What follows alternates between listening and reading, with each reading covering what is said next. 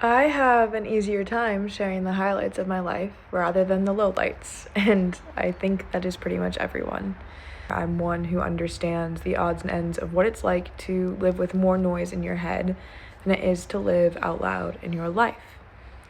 And I have a really hard time translating that to social media. I want to be honest and genuine and authentic. I don't want to be just another pretty aesthetic platform that shows you about the highlights of life. But it's really hard to figure out how to make that authentic and to present that online without it feeling performative or without it feeling like a pity party.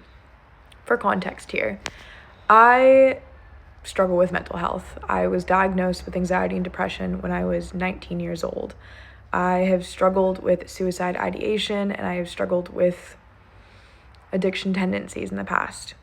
I honestly advocate for trying to find a better way in life and a light in life.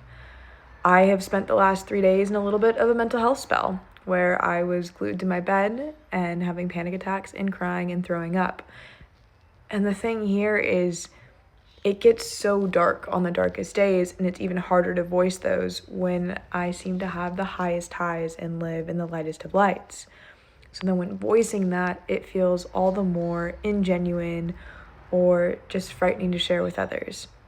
I don't lead a perfect life, and I don't think anyone does. I think life is inherently difficult and hard, and your 20s are figuring out how to deal with yourself while unwinding all these old narratives about who you used to be.